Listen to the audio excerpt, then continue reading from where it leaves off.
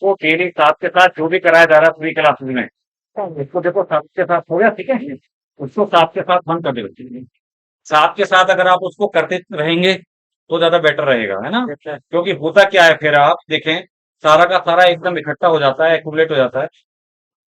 फिर आपको लगता है कि अरे क्या पढ़ें क्या नहीं पढ़ें, है ना। करंट में कुछ और चल रहा होता है आपका पीछे का। मैं देखिए बेटा तुम्हें एक एक्सपीरियंस से बता रहा हूँ। हर बार क्योंकि बच्चे तो एक ही बार देते हैं, हमें तो एक्सपीरियंस बहुत सालों का होता है ना, ठीक है। तो ये समझ लीजिए कि मैंने सबसे ज्यादा इसी फील्ड में पढ़ाया है। अभी पिछले 4 साल से मैं एमएस कॉलेज में हूँ। बाकी इस लाइन में मैं 13-14 साल पढ़ा चुका हूँ। तो आप लोगों को मेन चीज क्या है, अगर हम बायोलॉजी की बात करें, है ना बेटा। बायो में आपको एनसीईआरटी की एक एक लाइन को अच्छे से कंठस्थ करना है, ठीक है। कंठस्थ मतलब याद करना, लर्न करना। और देखिए एक चीज होती है बेटा, थोड़ा मिसगाइड रहते हैं हम लोग या मिसअंडरस्टैंडिंग रहती है, हम सोचते हैं कि यार ये तो रट्टाफिकेशन की चीज है। कोई भी सब्जेक्ट रट्टाफिकेशन का नहीं होता, मैं आपको बता दूं। आप एक चीज हमेशा याद रखना, जब आप किसी चीज को रटते हैं ना, तो वो क्या है, बहुत ज्यादा बार बार आप रटते रहेंगे उसको बिना दिमाग लगाए, रट्टा मारते रहेंगे। तो कब राम का मरा हो जाता है ना, या मतलब मेरे कहने का मतलब यह है कि कुछ भी आपका इधर से उधर हैफेजार्ड हो जाएगा, लास्ट मोमेंट पे याद नहीं रहेगा कि अरे यार क्या था, ये एग्जाम था, दूसरा आ जाएगा याद। किसी भी चीज को समझकर चलेंगे, कोई भी सब्जेक्ट, बायो भी, तो समझकर चलेंगे तो ज्यादा लंबे समय तक याद रहेगा। तो होता ना, हमारे जो ब्रेन है, ब्रेन में बेटा एक पार्ट होता है हमारे नर्वस सिस्टम में, है ना, जो कि शॉर्ट टर्म मेमोरी को लॉन्ग टर्म मेमोरी में कन्वर्ट करता है। STM mean short term memory को किसमें कन्वर्ट करता है, एलटीएम लॉन्ग टर्म मेमोरी। जो गजनी वाली मूवी नहीं है, वो भूल जाता था तुरंत, देखिए वो छोटे रहे होगे तुम, भूल जाता था तुरंत। तो बेटा रे ऐसे वो एक्चुअली में शॉर्ट, पता है कौन सा लोब है वो हमारा,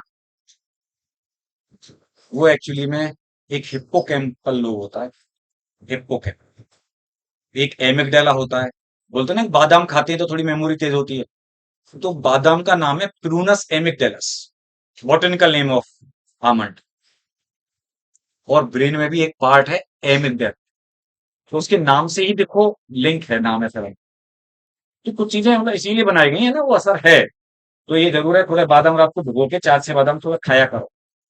और दूसरी बात, आपका एक ही टारगेट है, ये मेन चीज है ना, कि जो भी साथ के साथ है उसको आपको करते चलना है साथ ही साथ। क्योंकि आपका एक शेड्यूल है कि इतने टाइम में आपका वो टॉपिक, अब जैसे टॉपिक आपका प्लांट ट्रांसपोर्ट खत्म होना है 28, 29, 30 में, तो होना है वो सिस्टम, ठीक है। तो आपको उसी पेस के साथ चलते रहना पड़ेगा, अपनी तैयारी करते रहनी पड़ेगी साथ के साथ। इस बात को मैं बार बार नहीं बोलूंगा बेटा, हर क्लास में आप जानते हैं, सभी सब्जेक्ट के, लेकिन आज मेरा पहला दिन है आपके लिए, इसीलिए मैं ये बातें आपको बता रहा हूं कि कोई भी शॉर्टकट नहीं है सफलता के लिए। केवल और केवल आपकी मेहनत है। एक एवरेज बच्चा भी, और बेटा सेलेक्ट हो सकता है, ऐसे ऐसे मैंने सेलेक्ट होते देखे हैं कि जिन्हें इंग्लिश के शब्द नहीं आते थे बिल्कुल, और वो आज डॉक्टर है, बहुत सक्सेसफुल बेटा, मेरे पढ़ाई हुए बच्चे हैं।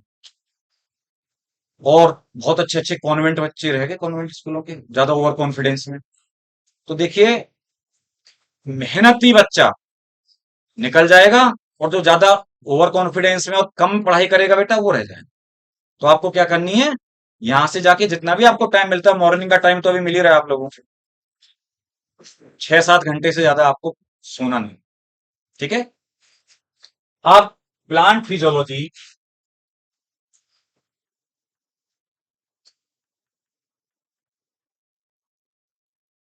बेटा रे प्लांट फिजियोलॉजी में 5 चैप्टर्स हैं, जिसमें कि पहला टॉपिक है हमारा जो हम आज बात करने जा रहे हैं, ट्रांसपोर्ट इन प्लांट्स, ओके। दूसरे टॉपिक का नाम है मिनरल न्यूट्रिशन। तीसरा टॉपिक है फोटोसिंथेसिस इन प्लांट्स या हायर प्लांट्स। हायर प्लांट्स का मतलब ये नॉर्मल हमारे प्लांट्स ही होते हैं एक्चुअली, जो एंजियोस्पर्म होते हैं उन्हीं को हायर प्लांट्स बोला जाता है, ठीक है। देन आता है बेटा फोटोसिंथेसिस के बाद रेस्पिरेशन या प्लांट रेस्पिरेशन। वो एक्चुअली में रेस्पिरेशन, प्लांट रेस्पिरेशन नाम जरूर है उसका, लेकिन मैं आपको बता दूं कि बेटा जब आप ह्यूमन फिजियोलॉजी पढ़ते हैं वहां पर टॉपिक है gases exchange, breathing and gases exchange. बहुत से लोग क्या सोचते हैं कि वो human respiratory system, human respiration है, नहीं। एक्चुअल में वो केवल सिस्टम है। आप ब्रीथिंग पढ़ते हैं, ऑर्गन्स पढ़ते हैं, लेकिन जो सेलुलर लेवल पर रेस्पिरेशन आप पढ़ेंगे ना, जो हमारा ब्लड बेटा डाइजेशन के बाद में न्यूट्रिएंट्स को लेकर के जाएगा टिश्यूज तक, सेल्स तक, और ऑक्सीजन भी जाएगी नोस्ट्रिल के थ्रू, एल्वेलाई से बेटा डिफ्यूज होकर ब्लड में, देन ट्रांसपोर्ट होगी टिश्यूज तक, सेल्स तक। ब्लड दोनों चीजें कैरी कर रहा है, ऑक्सीजन भी और जो खाना हमने खाया ना सिंपलेस्ट, उस न्यूट्रिएंट्स को भी, फिर सेल के लेवल पर, और उसका बेटा ऑक्सीडेशन होके और एनर्जी मिलती है। सर एक ग्लूकोज हमें कितना देता है, 36 या फिर 38 ATP. It depends upon two type of subtle system कि 36 देगा या 38 देगा, पढ़ाएंगे आपको। ठीक है बेटा, ये केवल प्लांट के लिए नहीं है, सभी के लिए है, यूनिवर्सल है बात। ये बस पढ़ते हम प्लांट फिजियो में, बिकॉज वो पार्ट उधर दे दिया आपको एनिमल का, इधर सेलुलर रेस्पिरेशन प्लांट में। ओके, तो बेटा रे, जब हम प्लांट फिजियोलॉजी में बात कर रहे थे, देखिए आपको किसी को पता है कि व्हाट इज प्लांट फिजियोलॉजी? क्या बोलिए बेटिया?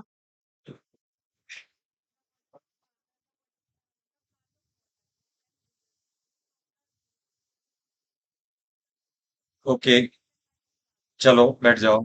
और कोई? देखो सिंपलेस्ट फॉर्म क्या है ना, सिंपल। जैसे मॉर्फोलॉजी क्या है प्लांट की? मॉर्फोलॉजी का मतलब बेटा एक्सटर्नल स्ट्रक्चर की स्टडी, है ना। The branch which deals with the study of external structure of plant is called morphology. बोले तो स्टेम, रूट्स, लीव्स, फ्लावर, है ना बेटा, सीड्स, इन सब की स्टडी करनी। जब आप टिश्यू लेवल पर जाते हैं प्लांट में, स्टडी ऑफ इंटरनल स्ट्रक्चर और tissues of plant, then it is called anatomy. And जब आप जाते हैं फंक्शनल एस्पेक्ट पर, functional aspect, then it is called physiology, है ना। तो क्या है यानी plant physiology? Branch of biology, है ना। लिखना चाहे दो लाइन तो आप लिख सकते हो, वैसे ज्यादातर हमारा समझाने पर फोकस रहेगा, कुछ कुछ पॉइंट आप लिखते रहना बेटा, ठीक है। Branch of biology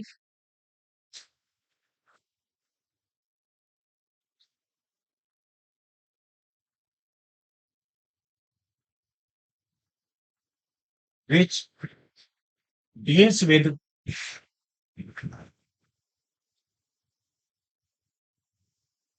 functional aspects of plants। और कहीं को समझ में नहीं आए लेटर, है ना, तो वो भी आप पूछ सकते हैं। Branch of biology which deals with functional aspect of plants is called plant physiology. और बेटा रे, जो प्लांट फिजियोलॉजी के फादर हैं वो कंसीडर किया जाता है स्टीफन हेल्स।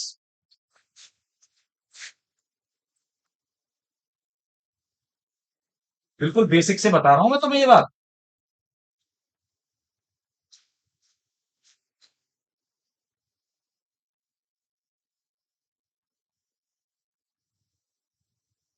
और बेटा इंडियन प्लांट फिजियोलॉजी की अगर हम बात करें, उसके फादर हैं सर जेसी बोस, इंडियन ना।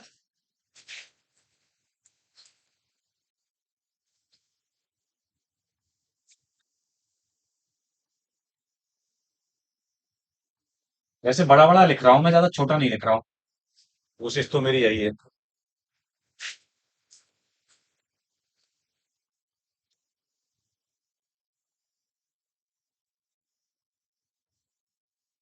सर जेसी बोस। ओके, नोट कर लो। तो देखिए प्लांट ट्रांसपोर्ट की जब हम बात करते हैं, तो बेटा रे दो टाइप के ट्रांसपोर्ट है प्लांट, है ना। दो टाइप के ट्रांसपोर्ट होते हैं, एक शॉर्ट डिस्टेंस ट्रांसपोर्ट और एक लॉन्ग डिस्टेंस ट्रांसपोर्ट। अगर हम थोड़ा इंट्रोडक्शन की बात करें उसकी ना, तो बेटा रे जब हम बात करते हैं शॉर्ट डिस्टेंस, एक हमने बोला शॉर्ट डिस्टेंस वाला और एक है लॉन्ग डिस्टेंस।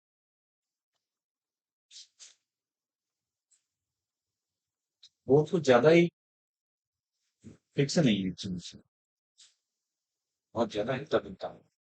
तो बेटा रे, देखिए शॉर्ट डिस्टेंस और लॉन्ग डिस्टेंस में क्या डिफरेंस है। शॉर्ट डिस्टेंस ट्रांसपोर्ट किससे होता है? डिफ्यूजन से, है ना। सिंपल डिफ्यूजन है। ऑस्मोसिस भी actually is a form of diffusion, बताएंगे आगे। बस मेम्ब्रेन इन्वॉल्व हो जाती है, ठीक है, प्लांट में। फैसिलिटेटेड डिफ्यूजन है, वो भी डिफ्यूजन का ही एक टाइप है, बताएंगे, है ना बेटा। एक है साइटोप्लाज्मिक स्ट्रीमिंग।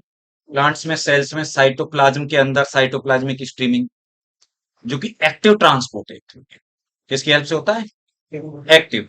ये पढ़ेंगे हम, फिकर नॉट, कि पैसिव एक्टिव या इसमें डिफ्यूजन में क्या डिफरेंस है। और बेटा रे, जो लॉन्ग डिस्टेंस ट्रांसपोर्ट है, लॉन्ग डिस्टेंस ट्रांसपोर्ट एक्चुअली में ट्रांसलोकेशन बोला जाता है। क्या बोला जाता है? ट्रांसलोकेशन या बल्क ट्रांसपोर्ट।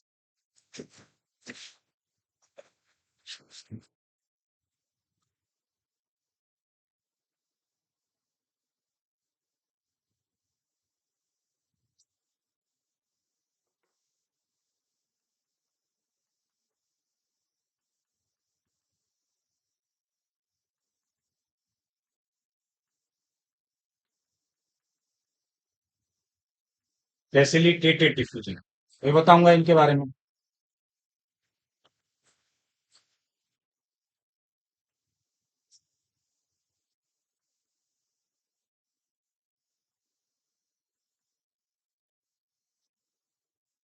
ठीक।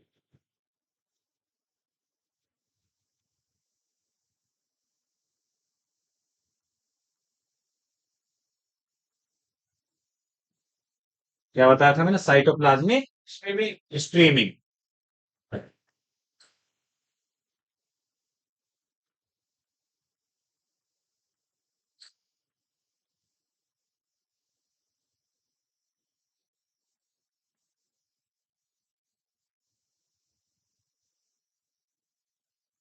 ट्रांसलोकेशन को एक और टर्म यूज करते हैं, जानते हैं? हाँ, बल्क ट्रांस। यानी नाम से पता चल रहा है बेटा, बल्क का मतलब है लार्ज अमाउंट में। जो लार्ज अमाउंट मतलब बल्क में, है ना। जैसे फ्लड होता है, फ्लड मतलब बाढ़ आती है ना, बाढ़ तो अपने साथ में सब कुछ बहा ले जाती है। अभी आपने देखा कितना बादल फट गया या कुछ इस टाइप से पानी, कंधे से हाथ नीचे करो। हाँ, ठीक है। बैठने का स्टाइल ऐसे नहीं है कि मतलब कहीं उसमें नहीं आए हो। तो बेटा रे, ये बल्क में लार्ज अमाउंट में जो ये ट्रांसपोर्ट होगा, बहुत लॉन्ग डिस्टेंस तक ये होता है। जैसे कि आपको मैं एक बात बताऊं, बेटा आप जानते हैं जाइलम से, है ना, वाटर और मिनरल का ट्रांसपोर्ट होता है भाई। रूट्स ने एब्जॉर्ब किया वाटर को, मिनरल को सॉइल से, और फिर वो ट्रांसपोर्ट होता है, पूरे बॉडी पार्ट्स को मिलता है, ऊपर तक जाता है। तो जाइलम से जाता है, और कैसा होता है? यूनिडायरेक्शन, है ना बेटा। जो असेंट ऑफ सेप होता है या जाइलम के थ्रू ट्रांसपोर्ट यूनिडायरेक्शनल, एक तरफ जा रहा, अपवर्ड, मतलब ऊपर की तरफ। लेकिन जो फ्लोएम है हमारा वास्कुलर टिश्यू दूसरा वाला, कौन सा है? फ्लोएम। फ्लोएम से बेटा जो ट्रांसपोर्ट होता है वो बाई डायरेक्शनल है, आगे आएगा लेकिन इंट्रोडक्शन में तो आप पूरे उसका पढ़ते हैं। बाई डायरेक्शनल है, जिसमें आप जानते हैं फूड का ट्रांसलोकेशन होता है, हार्मोन्स का ट्रांसपोर्ट होता है, ठीक है। ये फूड के साथ में जो उसके प्लांट ग्रोथ रेगुलेटर हार्मोन्स हैं वो भी मूव करते हैं बेटा। लीफ में सिंथेसाइज हुआ फूड, लीफ से पूरे बॉडी पार्ट्स को जाएगा, रूट में स्टोर होना है वहां जाएगा, डाउनवर्डली हो गया। लेकिन अगर उन लीफ से ऊपर किसी बड के लिए जा रहा है, जो बड आगे जाकर बेटा फ्लावर बनाएगी या कोई ब्रांच बनाएगी, तो अपवर्ड भी हो सकता है। मेरी बात समझे आप?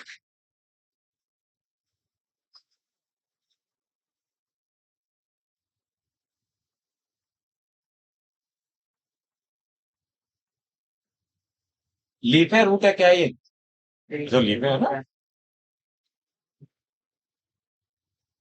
ये रूट से बेटा। अब देखिए, यहां पर सपोज करिए,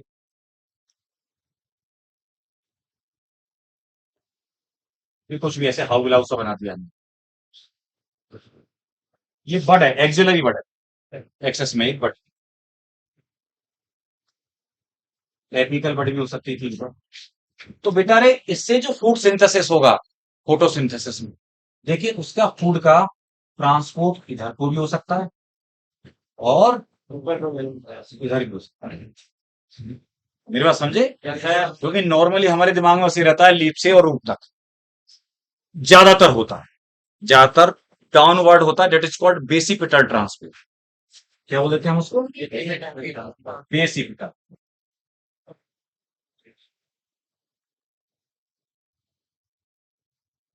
और बेटा रे ये जो ऊपर को हो रहा है ये हमारा हो गया एक्रोपिटल। एक्रोपिटल का मतलब टुवर्ड्स अपेक्सिया, अपवर्ड।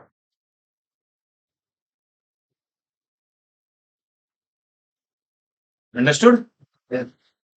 तो बेटा रे ये यहां पर ट्रांसपोर्ट के दो हमने बताया आपको है ना, कि जिनको हम पढ़ेंगे ना डिटेल में, इन्हीं बातों को तो पढ़ेंगे हम इस चैप्टर में। भाई हमें यही तो पढ़ना है कि ट्रांसपोर्ट के कौन कौन सी मीन्स हैं, वाटर एब्जॉर्ब कैसे हो रहा है, फिर एब्जॉर्ब हो गया तो ऊपर कैसे जा रहा है ना, और फिर ट्रांसफायर हो रहा है। आप जानते हैं बार बार लगातार रिक्वायरमेंट क्यों बनी रहती है, ये हमारा ट्रांसपोर्ट का चैप्टर नहीं सब बातों के लिए, प्लांट वाटर रिलेशंस, ठीक है। और ट्रांसफायर के भी अलग अलग आप जानते हैं टाइप हैं, उसकी मैकेनिज्म वगैरह है, और बेटा रे एब्जॉर्प्शन की भी मैकेनिज्म वगैरह है, ठीक है। तो ये सब हम इस चैप्टर में पढ़ते हैं, जिसको हम बोलते हैं प्लांट ट्रांसपोर्ट या ट्रांसपोर्टिंग फ्लूइड्स। क्लियर? अब हम बात कर रहे थे बेटा कि मीन्स ऑफ ट्रांसपोर्ट, ठीक है। आप जैसे हम आगे अब टॉपिक के, तो इंट्रोडक्शन था कि हमें क्या पढ़ना है। नाउ मीन्स ऑफ ट्रांसपोर्ट पकड़ लेता हूं मैं इसमें।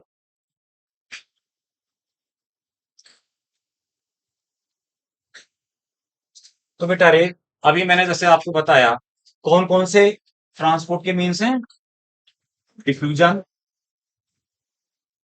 फैसिलिटेड, एनसीईआरटी के अकॉर्डिंग हम बात कर रहे हैं, क्योंकि देखिए हम उससे अवे जाएंगे या जो जरूरत है उसके अकॉर्डिंग आपको पढ़ाएंगे, लेकिन बेस हमारा वही रहेगा, ठीक है।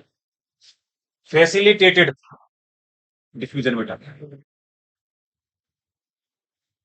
या फैसिलिटेड ट्रांसपोर्ट, और इसके अलावा हम पढ़ेंगे एक्टिव ट्रांसपोर्ट।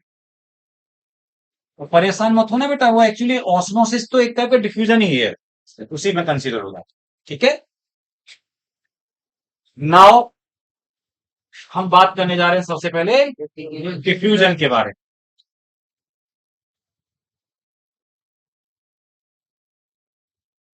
तो बेटा रे डिफ्यूजन है क्या, एक बहुत ही सिंपल, देखिए मैं आपको बता दूं, ये जो चैप्टर है प्लांट ट्रांसपोर्ट या ट्रांसपोर्ट इन प्लांट, समझने के लिए आपको बड़े बड़े चैप्टर ऐसे लगेंगे यार, फोटोसिंथेसिस, रेस्पिरेशन इन प्लांट, बड़ी मैकेनिज्म्स ही हैं उनमें, proper mechanism, light reaction, dark phase, और बेटा रेस्पिरेशन में आप देखेंगे क्रेब्स साइकिल, ग्लाइकोलिसिस, ईटीएस। लेकिन जितना आपको कंफ्यूजिंग सा ट्रांसपोर्टिंग प्लांट लगेगा, कई सारे टर्म आपस में ऐसे लगेगा कि यार ये तो उलझे हुए हैं, लेकिन उलझना नहीं है, ठीक है। तो बहुत ही सिंपल है, अगर उलझेंगे नहीं तो हम, बहुत सारे टर्म्स में कि diffusion, osmosis, DPD, water potential, है ना, turgor pressure, wall pressure, solid potential, terms आएंगे काफी, बट उनमें उलझना नहीं है। आराम से कोई दिक्कत हो तो आपको पूछना है कि सर ये थोड़ा सा क्लियर कर दो, वो हम क्लियर कर देंगे, ठीक है बेटा। तो डिफ्यूजन में देखिए क्या होता है, हमारे आसपास हर जगह ये होता रहता है, एक सिंपल फिनोमिना है, केवल सिंपल सी बात हम बोलें, ज्यादा कॉम्प्लेक्स ना करते हुए, मूवमेंट ऑफ एनी सब्सटेंस या फिर मूवमेंट ऑफ मॉलिक्यूल्स और ions of any substance, either solid, liquid और गैस, कोई भी सब्सटेंस हो सकता है, from its higher concentration to lower concentration, simple. किसी भी सब्सटेंस के बेटा मॉलिक्यूल्स या आयंस जो भी हैं, उसका अपने हाई टू जहां पर ज्यादा है, यार कॉमन सी बात है, ज्यादा है उधर से कम की तरफ तो जाएगा ही, यही तो ग्रेडियंट होता है ना, एक high to low, high to low तो जाएगा बेटा, ये कॉमन सी बात है। अब इसमें कोई कोई लिमिटेशन नहीं लगाया मैंने, मैं सिंपल डिफ्यूजन की बात कर रहा हूं, मैंने कोई लिमिटेशन या कोई मेम्ब्रेन या कुछ कुछ नहीं लगाया मैंने, क्योंकि फिर चेंज हो जाएगा नहीं तो आगे ऑस्मोसिस आ जाएगी, है ना। तो ये सिंपल है। अब जैसे आपने ना धो के आए, आपने कहा भाई चलो जाना है मार्केट वार्केट, जा रहे हैं मम्मा के साथ या कहीं, है ना, कहीं भी जा रहे हैं, पिकनिक विकनिक जा रहे हैं, मैं और ज्यादा नहीं बोल रहा। तो आपने ड्यू लगाया, परफ्यूम लगाया साहब, तो रूम में बेटा जो आपने उसको पुश किया है ना लगाने को, तो उसकी जो ऑर्डर है, उसकी स्मेल है ना, वो भी तो डिफ्यूजन है। इसमें होके जो बाहर निकल रही है वो, तो प्रेशर है अंदर, ज्यादा है वॉल्यूम, धीमे धीमे उसके जो पार्टिकल हैं, पास में ज्यादा खुशबू रहेगी। लेकिन देखना अगर रूम बंद सा है ना, तो उसका जो दरवाजा या विंडो होगी वहां भी अगर कोई बंदा होगा वो भी स्मेल कर लेगा। धीमे धीमे धीमे धीमे मूवमेंट होता रहेगा। हमेशा अपने हाई टू लो। अभी यहां पर जैसे यहां पर मान लीजिए वो पुश किया, तो पहले सराउंडिंग में फैलेगी, पार्टिकल्स मूव करेंगे, दिखेंगे नहीं। फिर वहां से अपने हाई टू लो जाएंगे, वहां से अपने हाई टू लो जाएंगे, हाई टू लो जाएंगे, जब तक कि यूनिफॉर्मली डिस्ट्रीब्यूट ना हो जाए जहां तक उसे जगह मिलेगी।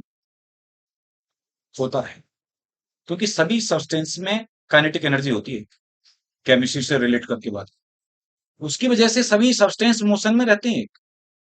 जानते ना ये बात। तो बेटा रे, ये डिफ्यूजन देखिए लिविंग नॉन लिविंग पे डिपेंड नहीं करता, मतलब ये भी पॉइंट है, it does not depend upon living system. Diffusion living system पे डिपेंड नहीं करता, लिविंग नॉन लिविंग सब में होता है। अच्छा, अब मैं लिविंग की बात बताऊं आपको एग्जाम्पल। ये तो मैंने बता दिया नॉन लिविंग है ऐसे, है ना।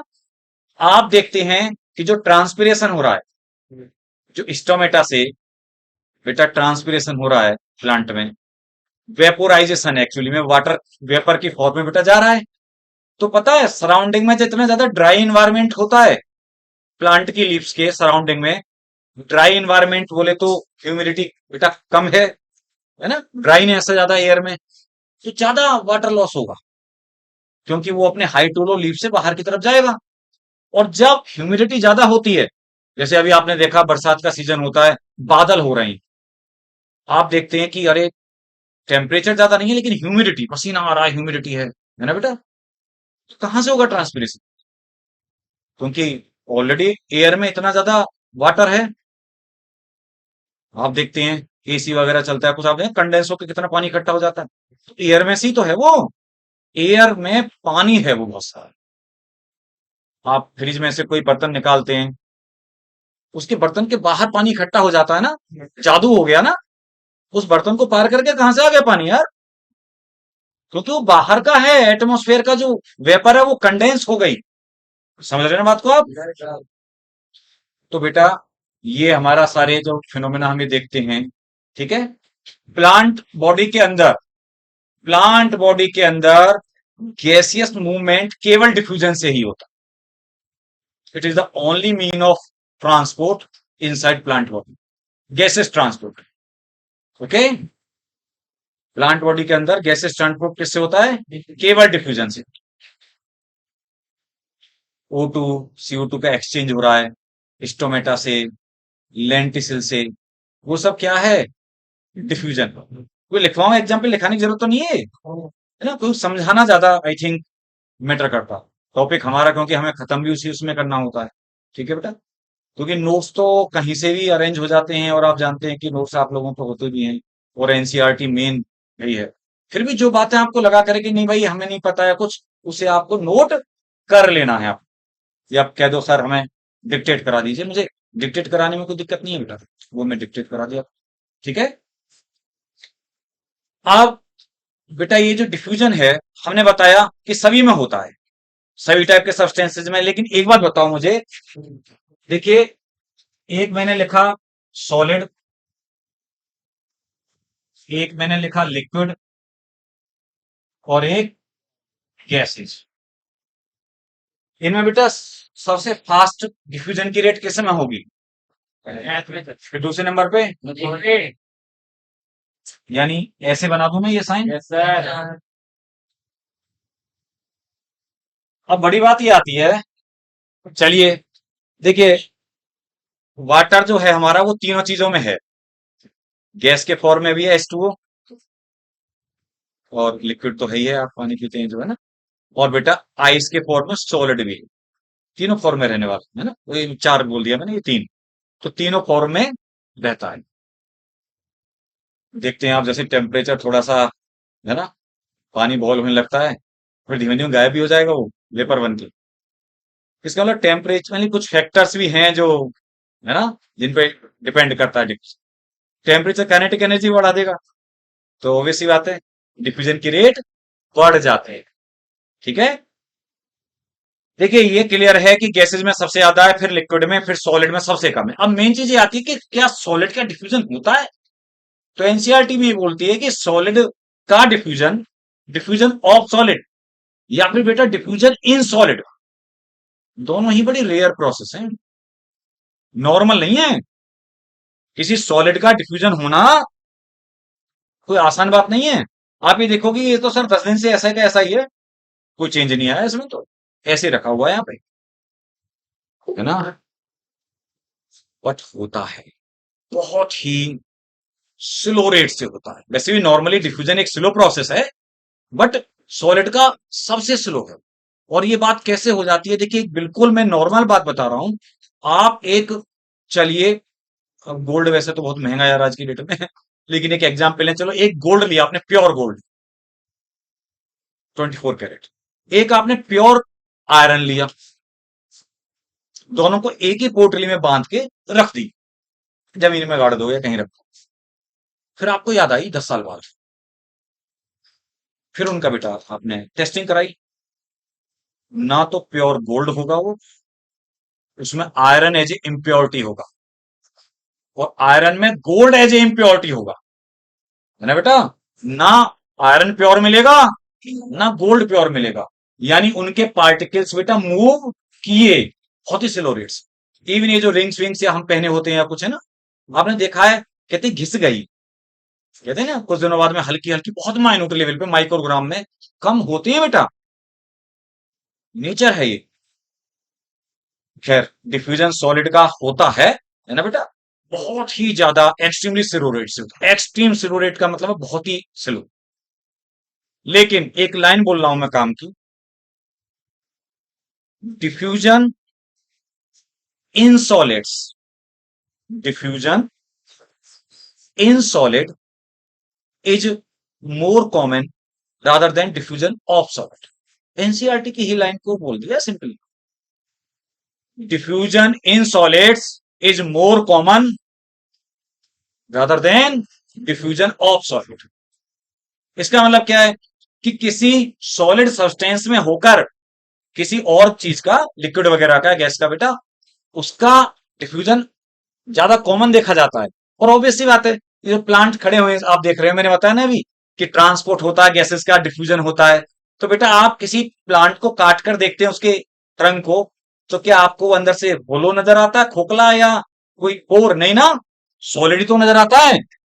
फिर भी उसमें होकर के ट्रांसपोर्ट हो रहा है, इवन फूड का ट्रांसपोर्ट हो रहा है, वाटर मिनरल का हो रहा नहीं हो रहा। आप इसको कलर में रख दीजिए एक उसमें, इंक वाले में, धीमे धीमे देखना कलर ऊपर को बढ़ेगा। इस वुड लॉग में भी लकड़ी का होता है। इसका मतलब सॉलिड के अंदर डिफ्यूजन ज्यादा कॉमन है। हालांकि दोनों ही, मैं एक बात फिर बोल रहा हूं, दोनों ही इतनी ज्यादा कॉमन चीजें नहीं। ठीक है, डिफ्यूजन बेटा एक टर्म आता है इंडिपेंडेंट डिफ्यूजन, आपने सुना है? इंडिपेंडेंट डिफ्यूजन,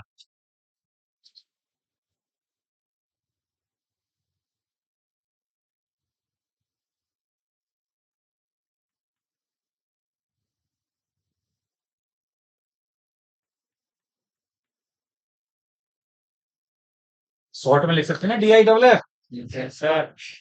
बेटा जब कोई मिक्सचर होता है सब्सटेंसेस का, यानी मिक्सचर ऑफ सब्सटेंस, लिक्विड है, गैस है, कुछ भी, ABCD, सपोज करिए 4 टाइप के सब्सटेंस है, तो उनमें ABCD, इनका जो डिफ्यूजन है वो इंडिपेंडेंट टू ईच अदर। कैसा होगा? एक दूसरे के इंडिपेंडेंट होगा, है ना बेटा। मतलब ये है, देखिए हम पढ़ेंगे भी आगे। इंस्पायरेशन हो रहा है, एक्सपायर कर रहे हैं, एयर ही अंदर आ रही है, एयर ही बाहर जा रही है ना। लेकिन अच्छा, अंदर आने वाले में भी ऑक्सीजन CO2 सब कुछ है, बाहर जाने वाले में भी ऑक्सीजन CO2 सब कुछ है।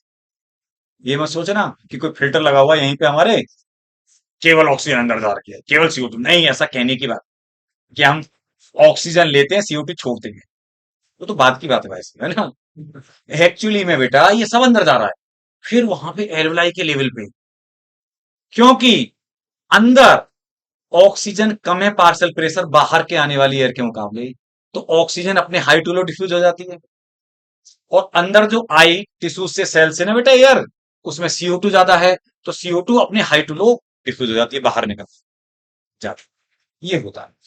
तो इसका मतलब इंडिपेंडेंट डिफ्यूजन, या फिर आप कोई भी सिस्टम में भी आप देखेंगे एक दूसरे के इंडिपेंडेंट होगा बेटा, अपने अपने अकॉर्डिंग, ठीक है। ऑक्सीजन का अपने अकॉर्डिंग रहेगा, हाइड्रोजन का अपने अकॉर्डिंग रहेगा। मेरी बात समझे आप? Yes sir. इसको बोलते हैं इंडिपेंडेंट डिफ्यूजन। बेटा रे, जो डिफ्यूजन की रेट है, या हम बोलते हैं उसको डिफ्यूजन प्रेशर, DP बोल देते हैं शॉर्ट में, क्या टर्म यूज कर लेते हैं? DP, diffusion pressure. ये देखिए हाइपोथेटिकल टर्म है, हाइपोथेटिकल, मतलब रियलिटी में कोई ऐसा कुछ होता नहीं है ना, बस बोल देते हैं हम, हाइपोथेटिकल में मान लेते हैं कि जिस फोर्स के साथ डिफ्यूजन हो रहा है सब्सटेंस का, वही डिफ्यूजन प्रेशर। आप जानते हैं कि सभी रेट है ना जो डिफ्यूजन की बेटा, कि हाई, देखिए ये बताऊंगा मैं एक आगे, डिफ्यूजन प्रेशर ग्रेडियंट तो आप समझ जाएंगे, कहीं ज्यादा से कम की तरफ हो रहा है, लेकिन मैटर उसकी क्वांटिटी पर भी तो करेगा, है ना। तो वो डिफ्यूजन प्रेशर एक्चुअली में रेट है डिफ्यूजन की, जिस फोर्स के साथ डिफ्यूजन हो रहा है, द रेट और force by which diffusion takes place is called diffusion pressure. Okay, yes sir. अब कौन से फैक्टर्स हैं जिन पर डिफ्यूजन डिपेंड करता है, फिर डिफ्यूजन खत्म हमारा, ठीक है। ये फैक्टर्स की बात हो गई, फिर हम आगे बढ़ेंगे, डिफ्यूजन खत्म हो जाएगा, क्योंकि छोटे छोटे टर्म ही तो लेने हैं हमें स्टार्टिंग में। तो बेटा रे, कौन कौन से फैक्टर्स हैं जिन पर डिफ्यूजन डिपेंड करता है?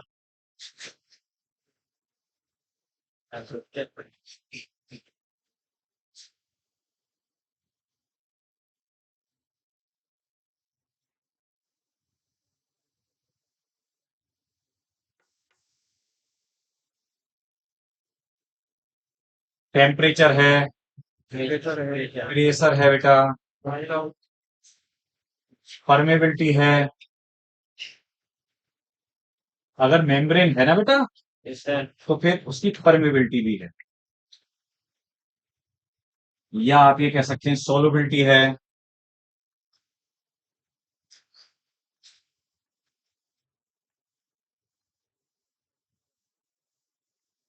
CONC का मतलब concentration, concentration of diffusing substance, जो सब्सटेंस डिफ्यूज कर रहा है उसकी कंसंट्रेशन भी है। बताऊंगा अभी मैं किस किस से क्या क्या रिलेशन है। डेंसिटी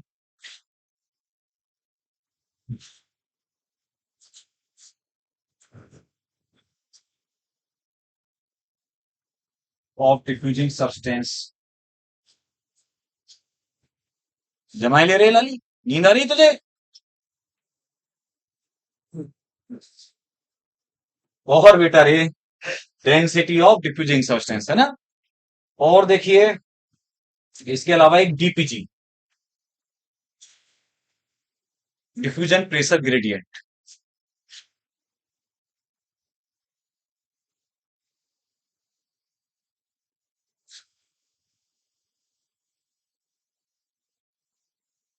ठीक है बेटा। देखिए टेम्परेचर मैंने बताया आपको, जैसे जैसे टेम्परेचर बढ़ेगा डिफ्यूजन की रेट बढ़ती जाएगी, डायरेक्टली प्रोपोर्शनल, जानते हैं डायरेक्टली प्रोपोर्शनल, यानी बढ़ेगा तो बढ़ेगा, घटेगा तो घटेगा, स्टेप ऐसी प्रेशर के लिए है, प्रेशर आप प्रेशराइज करते हैं तो बढ़ता है। अच्छा, मेम्ब्रेन परमेबिलिटी, बेटा आप जानते हैं कि अगर मेम्ब्रेन अलाउ करेगी, बताएंगे आगे आपको कि इम्परमेबल मेम्ब्रेन कौन सी हैं, सेलेक्टिवली परमेबल कौन सी हैं, सेमी परमेबल होती है ना अलग अलग। तो मेम्ब्रेन अलाउ करेगी जितना ज्यादा, उतना ही डिफ्यूजन ज्यादा होगा सब्सटेंस का। इम्परमेबल है तो कहां से हो जाएगा? तो इस पर डिपेंड करे ऑब्वियसली बात। सोलबिलिटी ऐसे ही, अगर बेटा हम बात करें किसी उसमें सोल जैसे वाटर में आपने कॉपर सल्फेट के क्रिस्टल्स डाली, CuSO4, है ना, या पोटेशियम परमैंगनेट डाल देते हैं। लोअर क्लासेस में भी हम पढ़ते हैं छोटे से एक्सपेरिमेंट, कॉपर सल्फेट के क्रिस्टल डाले, धीमे धीमे पानी का कलर ब्लू होता जाए और थोड़ी देर बाद यूनिफॉर्मली पूरा ब्लू हो जाएगा। लेकिन अब आपने ले लिया चीनी का घोल, प्योर वाटर की जगह गाढ़ा चीनी का घोल ले लिया, शुगर सोल्यूशन, उसमें डाल दिया कॉपर सल्फेट, कितने आसानी से नहीं होगा, है ना। आपने उसका वो चेंज कर दिया ना, और सोलबिलिटी उसकी कम हो गई उसमें, उसी हिसाब से विस्कोसिटी बढ़ गई सामने जो मीडियम की। तो मीडियम पे भी डिपेंड करेगा, ऑब्वियसली बात है, आप देखना। ठीक है। अच्छा, कंसंट्रेशन ऑफ डिफ्यूजिंग सब्सटेंस, बेटा कंसंट्रेशन पे तो डिपेंड करेगा ही करेगा, है ना। अब आप कह रहे हो कि हाँ सर आपने तो कहा था कि हम परफ्यूम ऐसे पुश करेंगे और खिड़की तक, विंडो तक जाएगी उसकी खुशबू, या दरवाजे तक। अब वो आप पहले यूज करके खत्म कर चुके हो, हवाई हवा रह गई, उसमें कुछ है नहीं, खाली पड़ा है, फिर साफ कर रहे हो, ये उसमें है ही नहीं सब्सटेंस, तो कहां से मूव करेगा भाई। आपने नोटिस किया होगा कि जब ज्यादा होता है तो एकदम ज्यादा प्रेशर से निकलता है, कम होता जाता है तो प्रेशर भी कम होता जाता है। क्लियर है ना। तो ये नॉर्मल हमारे प्रैक्टिकल लाइफ में देखिए, अगर हम, बेटा होता क्या नॉर्मली, मैं आपको बताऊं, बायोलॉजी में जूलॉजी के टॉपिक से तो हमें ये लगता है कि यार अपने से रिलेटेड है, थोड़े रिलेट करते लगते हैं तो हम आसानी से समझते हैं, चलो ये डाइजेस्टिव सिस्टम है, ये ऐसे हो रहा है, वैसे हो रहा है, हमारे अंदर हो रहा है। प्लांट से यार, प्लांट का क्यों पढ़े हम आप अगर इंटरेस्ट लोगे, जैसे मैं इंटरेस्ट ले रहा हूं मान लो, है ना, जबरदस्ती इंटरेस्ट लो, एंट्री ये सोचोगे कि यार हाँ देखो भाई कितनी बड़ी बात है, प्लांट में तो ऐसा ऐसा हो रहा है, तो जान पूछ के जब इंटरेस्ट लोगे आप, तो चीजें ज्यादा अच्छे से वो लर्न, ये हमारे इंटरेस्ट के ऊपर होता है। आप लोग कोई मूवी वूवी देखने जाते हो बेटा, तो कैसे उसकी स्टोरी पूरी याद रहती है, ऐसे हुआ था, वहां पे शाहरुख खान ने ये किया था, तो बेटा रे, क्योंकि आपका दिमाग उसमें इन्वॉल्व है इतना ज्यादा। ऐसे ही अगर पढ़ाई में, तो वो भी आप याद रहेगा, पेन क्यों चबा रही है। हाँ, तो बेटा ये बात क्लियर हो गई, जैसे जैसे सबस्ट्रेट की कंसंट्रेशन बढ़ेगी ना बेटा, डिफ्यूजन बढ़ेगा। डेंसिटी, डेंसिटी की अगर हम बात करें, तो उसकी स्क्वायर रूट के इनवर्सली प्रोपोर्शनल होता है रेट ऑफ डिफ्यूजन। ये लिख देता हूं बेटा, जैसे ये आर क्या है, रेट ऑफ डिफ्यूजन है बेटा,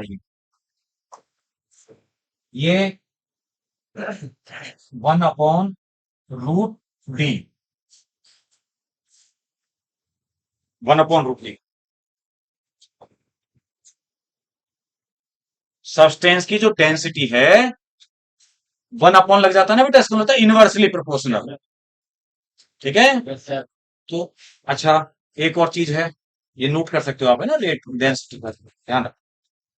आप जानते हैं कि D=M/V होता है। Yes sir. केमिस्ट्री में देखिए भाई, बात यह है कि आप भी इस लेवल पे तो केमिस्ट्री पढ़ ही रहे हैं, हमने भी BSc लेवल तक केमिस्ट्री भी पढ़ी हुई, तो बेसिक बेसिक आइडिया तो रहता ही। Yes, sir. तो बेटा D=M/V, मास अपॉन वॉल्यूम। इसका मतलब ये हुआ कि जो रिलेशनशिप डेंसिटी के लिए होगी, वही रिलेशनशिप मास के लिए होगी, मास के लिए, मोलिकुलर वेट के लिए भी तो वही रिलेशनशिप होगी, वॉल्यूम के लिए अपोजिट होगी, डायरेक्टली प्रोपोर्शनल होगी। ठीक है, नहीं समझे? समझ गए सर। समझ गए ना बात को? Yes sir.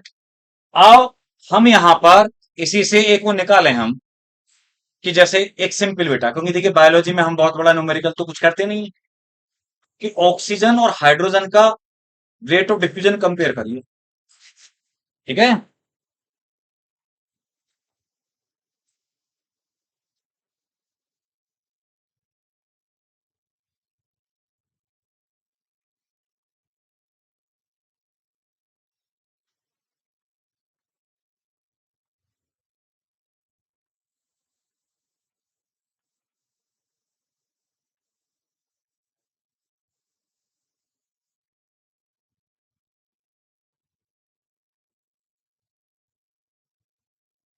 ठीक है भाई साहब।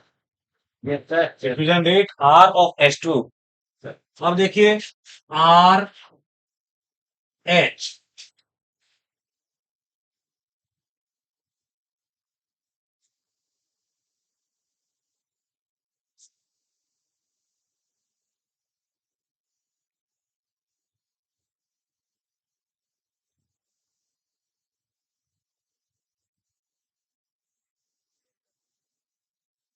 मैंने होता है ना मास ऑफ वॉल्यूम है ना, तो वो मॉलिक्यूलर वेट एक्चुअली में ले लेंगे। तो बेचारे डायरेक्टली प्रोपोर्शनल नहीं है, इनवर्सली है रूट के, इसीलिए एच यहाँ पे ऊपर, ये ओ नीचे, तो यहाँ पर ओ ऊपर आएगा बेटा, एच, ये रिलेशनशिप है। ठीक है, अब हमने क्या किया, आप जानते हैं इन्हें आगे में इजिकल टू लगा देता हूँ।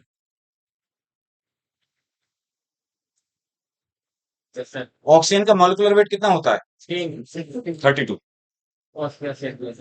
ऑक्सीजन का O2 का मॉलिक्यूलर वेट 32 होता है। हाइड्रोजन का H2 का 2 होता है।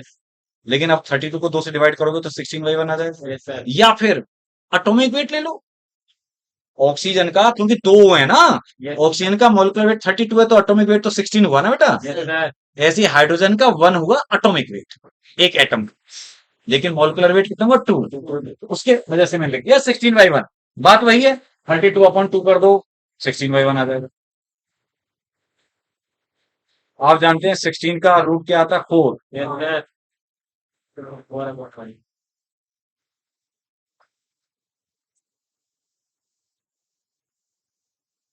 लो साहब, बन गई है कि क्वेश्चन अपनी प्रूव हो गई।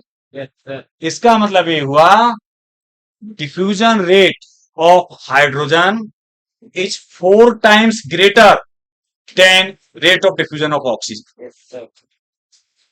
मेरी बात समझे आप? बेटा रे, ये देखिए, क्वेश्चन करने में हमें कोई एक सॉल्व तो करना नहीं होता, सीधी सी बात है, एक आइडिया होता है बच्चों के पास केमिस्ट्री से रिलेटेड कि कौन हैवी है कौन लाइट है। जो हैवी है जैसे CO2 है, CO2, तो बेटा 12 और 32, 32, 44 उसका मॉलिक्यूलर वेट CO2 का, तो और ज्यादा हैवी हो गई वो।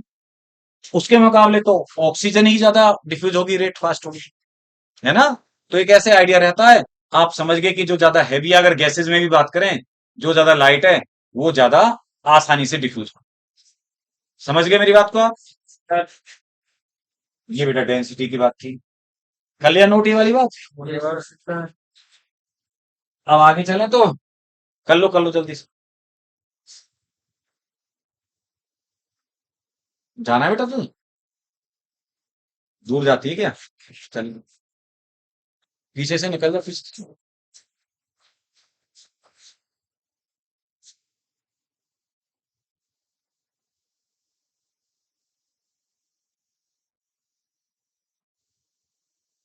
DPG बेटा, डिफ्यूजन प्रेशर ग्रेडियंट, कर लिया नोट? तो बेटा DPG क्या है? डिफ्यूजन प्रेशर ग्रेडियंट, दो सिस्टम्स का डिफ्यूजन प्रेशर का डिफरेंस, या बोलो किसी भी सिस्टम में दो साइड का, जैसे बीच में मेम्ब्रेन है ना, एक इधर इस साइड है एक इधर इस साइड, उनके बीच में किसी भी सब्सटेंस की कंसंट्रेशन का डिफरेंस, और वो डिफरेंस जितना ज्यादा होगा उतना ही DPG ज्यादा और उतना ही डिफ्यूजन ज्यादा। बताता हूं, देखो हटा दो, तो मैं हटा दू इसको।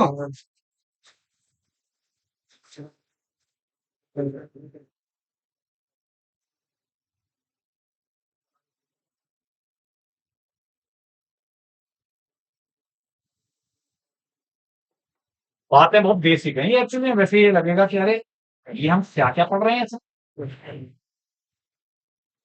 Diffusion pressure gradient,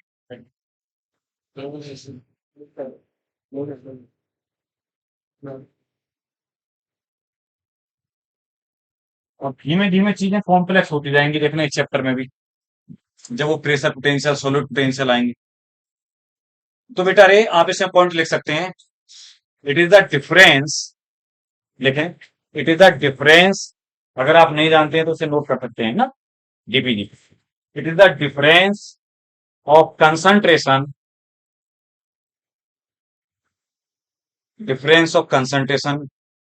of any substance, difference in concentration of any substance between two sides of the system. Between two sides of the system. दोबारा बोलूं? It is difference in concentration short में लिख दो CONC.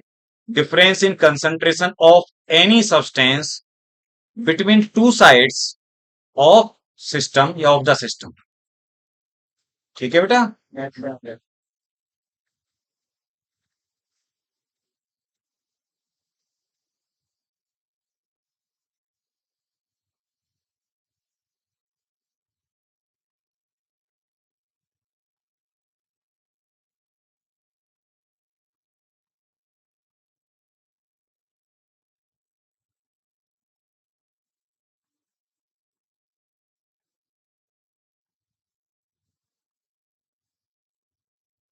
दो system लिए आपके सामने compare करने को, ए और बी दो साइड बना दी. कोई भी सब्सटेंस है, चलो CO2 ले लेते हैं. CO2 बेटा यहां पर है 45%. ठीक है, यहां पर CO2 है बेटा, और किसी की बात नहीं कर रहे हैं, 25%. ठीक है बेटा, 45 है या 25 बनाते जाना बेटा. ठीक है, एक सिस्टम.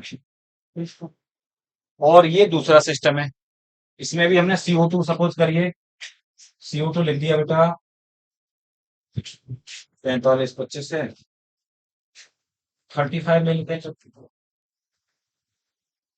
बाकी कुछ और हवा जो भी है ना चीजें 35%. और इधर बेटा CO2 है 5%. ठीक है,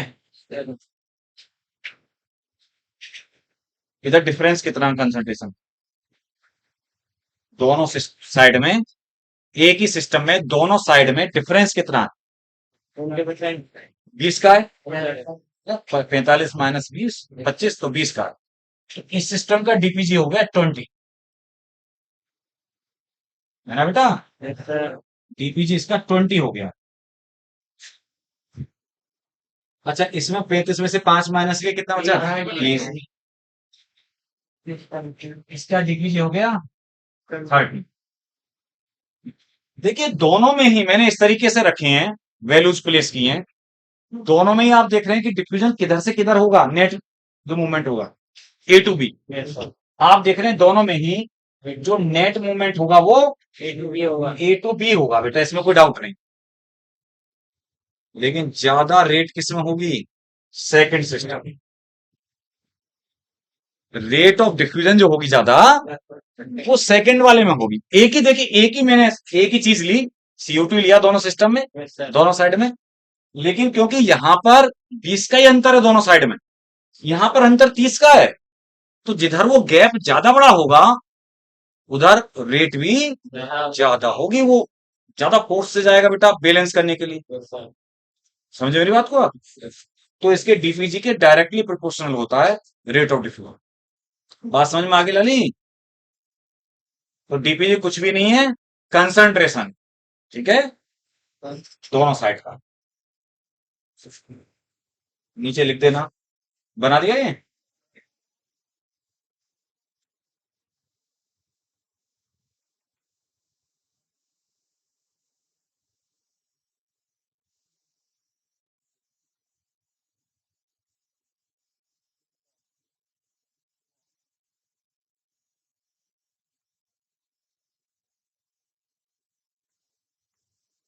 मूवमेंट दोनों में एक ही साइड है A to B, लेकिन ज्यादा जो फास्ट है रेट वो सिस्टम 2 में है.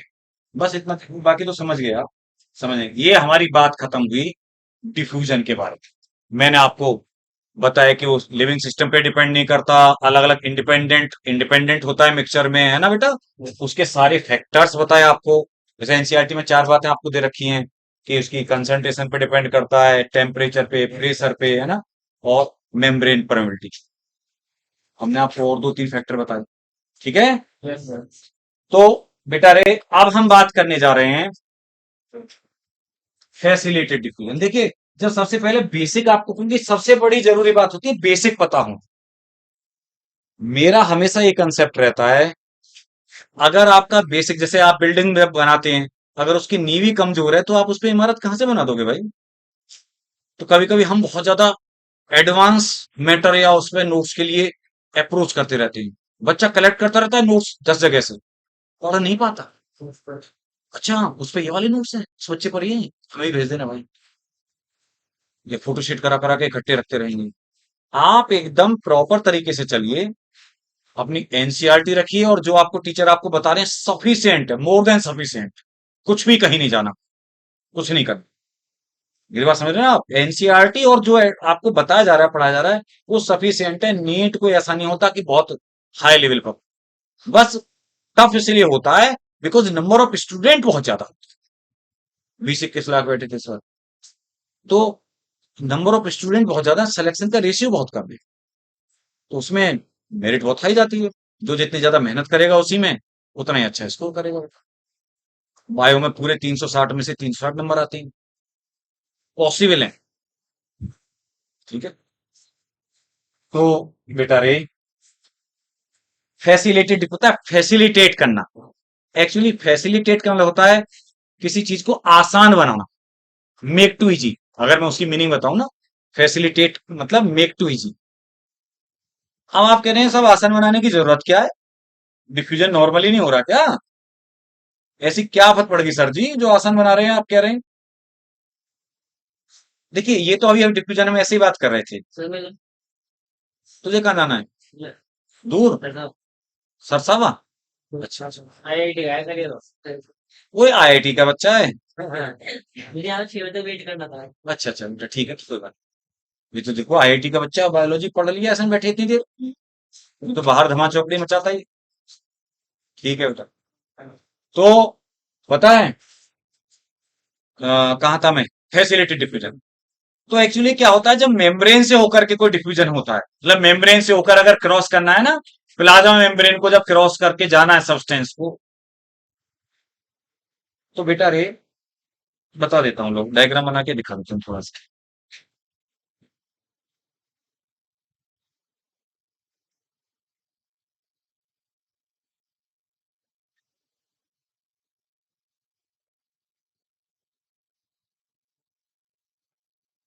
उसी में तीनों को दिखा दूंगा, एक्टिव भी।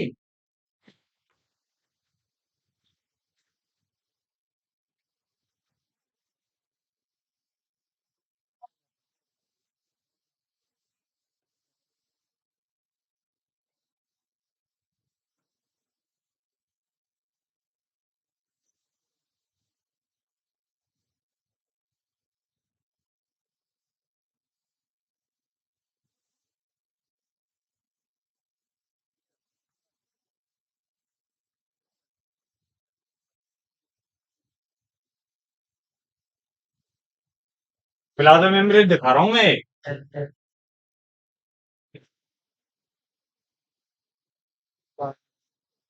बेटा रे, ये लिपिड बाइलेयर।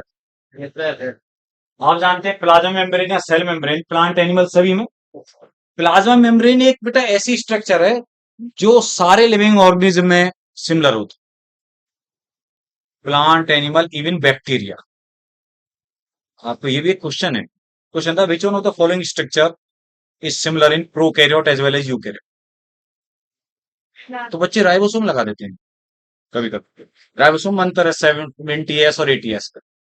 प्रोकैरियोट में 70s होता है, यूकैरियोट में 80s माना जाता है। लेकिन प्लाज्मा मेम्ब्रेन एक जैसी होती है, लिपोप्रोटीन की बनी हुई नेचर। लिपोप्रोटीन मतलब लिपिड है और प्रोटीन। वो पूरे डिटेल में हम प्लाज्मा मेम्ब्रेन नहीं बना रहे यहाँ पे, कि एक्सट्रिंसिक इंटरनल प्रोटीन, वो सेल में पढ़ेंगे आप, साइटोलॉजी में। ठीक है बेटा, सेल बायोलॉजी में पढ़ेंगे डिटेल में। मैं यहाँ पर आपको मैंने बनाई है लिपिड बाइलेयर।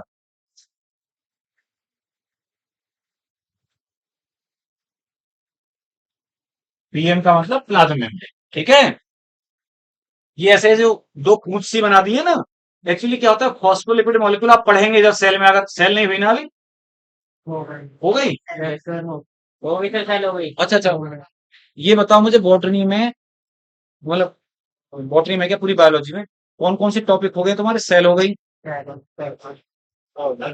कंप्लीट लास्ट इसने पढ़ाया था, हर एक आंच सेल और living word, biology classification. Yes sir.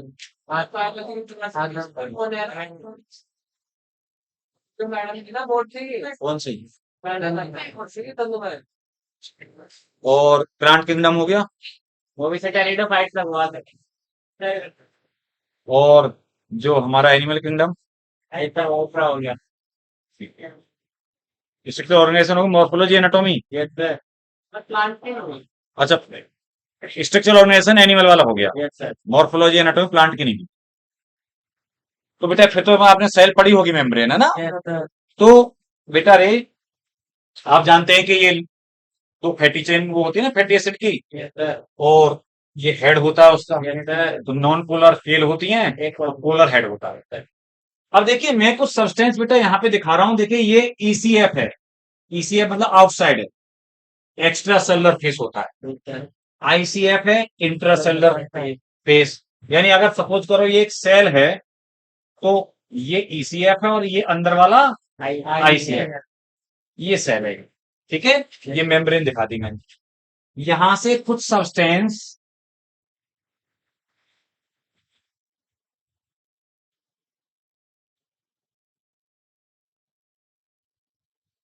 High to लो आ रहे हैं, नहीं आ रहे सब्सटेंस, कंसंट्रेशन के according simple diffusion between the lipid molecules, बिना किसी की हेल्प के लिपिड मॉलिक्यूल्स के बीच में होके अपने आप ही ऐसे ही जा रहे हैं। तो ये क्या है, diffusion, simple diffusion.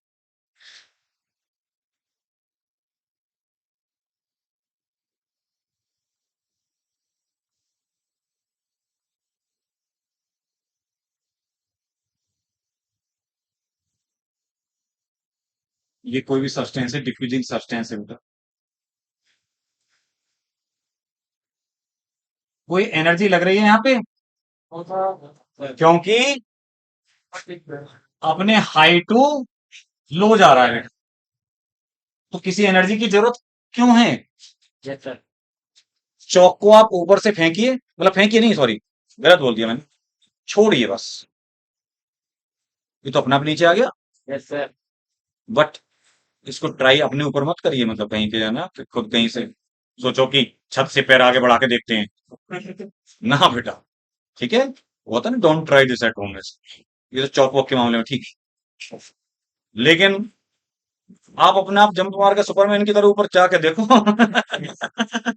Against the gravitational force नहीं जा सकते ना, सर। जंप मार के और थोड़ा दम लगाएंगे तब जाके थोड़ा जंप मारेंगे, वो दम ही एनर्जी है, यानी कि active against the gradient charge. Yes sir. तो ऐसे ही यहाँ पे सब्सटेंस हाई टू लो आ रहा है। अच्छा बेटा रे, कुछ सब्सटेंस क्या होते हैं, आते तो हाई टू लो हैं, लेकिन वो लिपिड के लेयर से होके अपने आप नहीं आ सकते, क्योंकि चक्कर क्या आप जानते हैं, फैट का और वाटर का 36 का आंकड़ा होता है ना। Yes sir.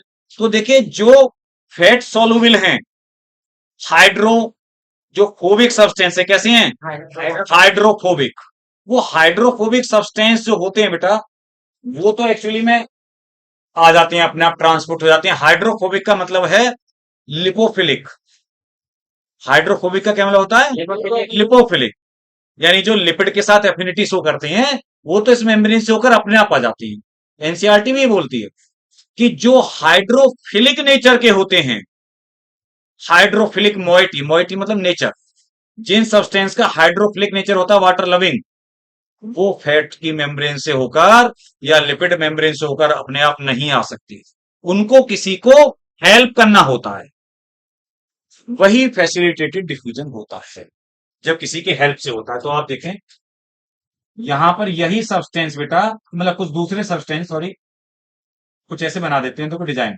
लो, ठीक है, चेंज कर दिया ना बेटा, और लेकिन किसकी हेल्प से आ रहा है? ट्रांसपोर्टर की वजह से। ट्रांसपोर्टर प्रोटीन है ना बेटा, Yes, sir.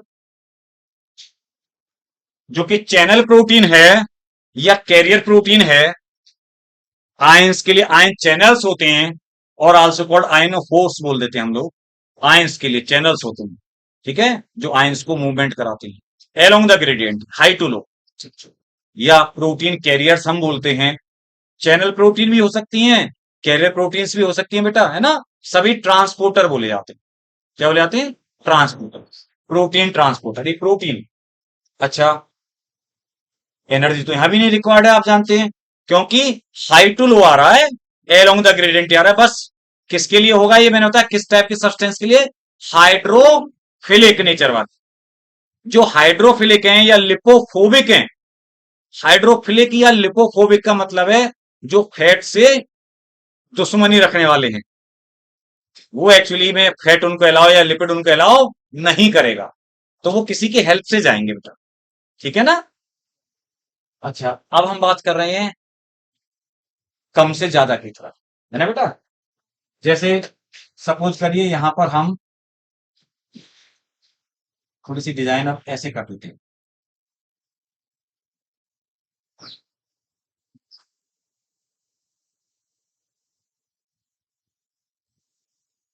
देखना ज्यादा कंसंट्रेशन किधर है, इनकी बाहर की तरफ है ना। ज्यादा कंसंट्रेशन किधर है बेटा? बाहर की तरफ है। फिर भी सस्टेन जा रहा है लो टू हाई। लो कंसंट्रेशन से हाई कंसंट्रेशन भी जा रहा है। तो बेटा यहां भी आप जानते हैं प्रोटीन ट्रांसपोर्टर है, लेकिन उसको थोड़ा सा डिजाइन मैंने अलग बनाया है। जो फैसिलिटेटेड डिफ्यूजन है ट्रांसपोर्टर, उसका प्रोटीन कैरियर, और इस बार जो हमने प्रोटीन कैरियर थोड़ा सा डिफरेंट बनाया। ये भी बेटा प्रोटीन ट्रांसपोर्टर तो है, लेकिन ट्रांसपोर्टर या ट्रांसपोर्टर प्रोटीन थोड़ा मिटा देते हैं भाई, ये नहीं तो इसको बोलते हैं बेटा परमिएजेस और पंप। क्या होता है? पंप।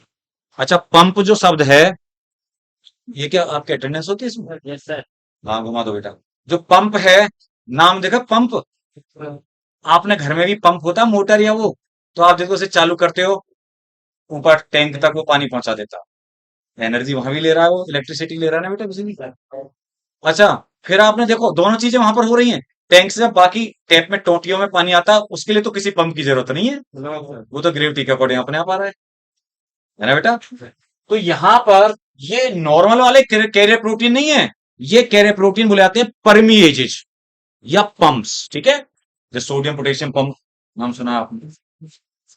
इसमें मैं क्या करूंगा यहाँ पे बेटा, एक ऐसे दिखा देती हैं, एटीपी एनर्जी है ना।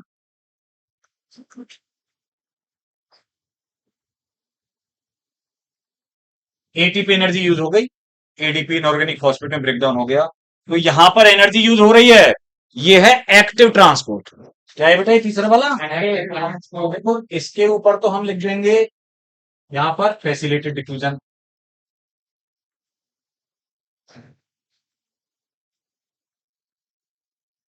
और बेटा रे, ये वाला जो है हमारा दर है एक्टिव ट्रांसपोर्ट। तो फैसिलिटेटेड और एक्टिव ट्रांसपोर्ट समझ में आ गया।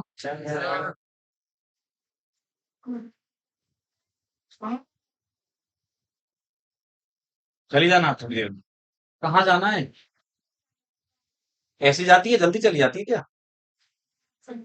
हाँ? आज ही जाना? अच्छा, कल मत जाना, तो फिर जल्दी चल जा, निकल जा चुपचाप। तो बेटा रे, तीन टाइप के ट्रांसपोर्ट आपके समझ में आ गए तीनों, है ना भाई।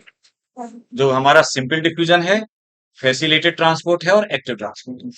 अच्छा, सिंपल डिफ्यूजन और फैसिलिटेटेड डिफ्यूजन दोनों को मिलाकर के आप पैसिव ट्रांसपोर्ट भी बोल सकते हैं, क्योंकि दोनों में एनर्जी यूज नहीं, एनर्जी यूज नहीं हो रही।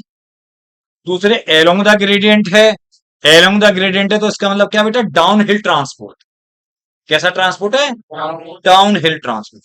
ये नाम भी शब्द ऐसे ही रखे गए हैं, जैसे डाउन हिल, हिल से नीचे आ रहे हो तो आपको और उल्टा ब्रेक लगाने पड़ेंगे, नहीं तो अपना भी लुढ़कते पुढ़कते आ जाओगे, और फिर ऊपर चढ़ाई करोगे, है ना। तो एनर्जी लगानी पड़ेगी। तो बेटा, और एक्टिव जो हमारा है ये बेटा अपहिल ट्रांसपोर्ट है, अगेंस्ट द कंसंट्रेशन ग्रेडियंट हो रहा है ना, लो टू हाई, सर इसीलिए एनर्जी यूज कर रहा है। क्लियर? अब जब बात ही आती है, इनका कंपैरिजन है एक, ये जैसे एनसीईआरटी भी एक टेबल सा दे देती है, इनका तीनों ट्रांसपोर्ट सिस्टम का क्या कंपैरिजन। तो कंपैरिजन में जब आप देखते हैं तीनों को, आप सिंपल डिफ्यूजन, फैसिलिटेड डिफ्यूजन और एक्टिव, तो क्या आपको चीजें निकल कर आती हैं? आपको देखिए पता चलता है ये। देखिए बेसिक्स पे ज्यादा ध्यान दे रहा हूं मैं स्टार्टिंग में, आगे क्योंकि चीजें बहुत आसानी से चलती जाएंगी फिर, और आपका जो डिसाइडेड है उसी में कंप्लीट करा दूंगा टॉपिक, फिकर नोट। ये मत सोचना कि आधा अधूरा रह जाएगा या कुछ ऐसा। 28, 29, 30 आपके इसके लिए दे रखे हैं, ट्रांसपोर्ट के लिए। आज 28 हो गए, तो आपका 3 दिन में ये ट्रांसपोर्ट कंप्लीट हो जाएगा, चिंता मत करना बिल्कुल, ठीक है। उसके अकॉर्डिंग ही चला जाएगा बिल्कुल, जो आपका शेड्यूल है, क्योंकि प्रोफेशनलिज्म का मतलब होता है कि आपके शेड्यूल के अकॉर्डिंग चलना। एक दिन का होता मैं एक दिन में भी कंप्लीट करा देता, उसी फिर वो पेस दूसरी होती। ऐसा नहीं कि आपको एक ही तरीके से चलना होता है, ठीक है बेटा।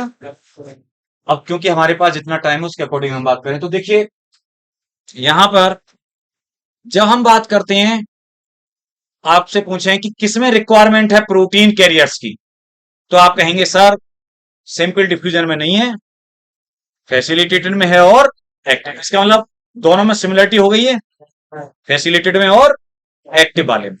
दूसरी बात, एलोंग द ग्रेडियंट कौन होता है डाउन हिल? फैसिलिटेटेड, बिल्कुल ठीक है। और uphill against the gradient, uphill कौन होता है? एक्टिव वाला। दोनों नहीं होते। अच्छा बेटा, चूंकि दोनों में प्रोटीन की रिक्वायरमेंट है, प्रोटीन कैरियर की, इसीलिए ट्रांसपोर्ट सैचुरेशन भी होता है। एक टर्म होता है ट्रांसपोर्ट सैचुरेट, फैसिलिटेटेड डिफ्यूजन में होगा और एक्टिव ट्रांसपोर्ट में, but not in simple diffusion. Transport saturation बच्चे पढ़ तो लेते हैं, रट्टा मार लिया, लेकिन समझे क्या ट्रांसपोर्ट सैचुरेशन क्या है? कोई बताएगा ट्रांसपोर्ट सैचुरेशन से क्या मतलब है? What is transport saturate? एक टर्म लिखा होता है ट्रांसपोर्ट सैचुरेशन, देखो उसका मतलब क्या है बेटा रे। चक्कर क्या, सिंपल डिफ्यूजन में तो कोई कैरियर प्रोटीन है ही नहीं ना, और सर उसमें तो अपने हाई टू लो होता रहेगा, जहां तक भी होगा, मैंने बताया था जब तक यूनिफॉर्म ना हो जाए, पूरा मूवमेंट होता रहेगा। लेकिन यहां पर इन दोनों में आप जानते हो कैरियर प्रोटीन इन्वॉल्व है। अब सपोज करिए टोटल 50 कैरियर प्रोटीन है, मतलब सिंपल उसमें फैसिलिटेड डिफ्यूजन में 50 कैरियर प्रोटीन है, तो अभी 10 मॉलिक्यूल हैं सब्सटेंस के जिनको डिफ्यूज होना है, फिर 20 हुए, 30 हुए, 40 हुए, 50 हुए। जब तक सब्सटेंस बढ़ता रहेगा, रेट बढ़ती जाएगी, मतलब होता रहेगा। लेकिन जब सारे के सारे प्रोटीन कैरियर जो थे वो इन्वॉल्व हो गए, सारे के सारे प्रोटीन कैरियर ट्रांसपोर्ट कराने में इन्वॉल्व हो गए, तो अब चाहे कितना भी सब्सटेंस आ जाए, क्या अब रेट बढ़ेगी? एंजाइम की तरह ही, मतलब स्पेसिफिक है ना मामला। अब रेट नहीं बढ़ सकती, मेरी बात समझ रहे हो ना आप? भाई 10 कुर्सियां हैं, एक एक करके बच्चे आते जा रहे हैं, कुर्सियों में बैठते जा रहे हैं, 10 की 10 पे बच्चे बैठ गए तो कुर्सी खाली नहीं बची ना। अब बच्चे बाहर बेशक खड़े हैं, लेकिन कुर्सी तो 10 थी, या तो हटेगा कोई तभी बैठ सकता है दूसरा।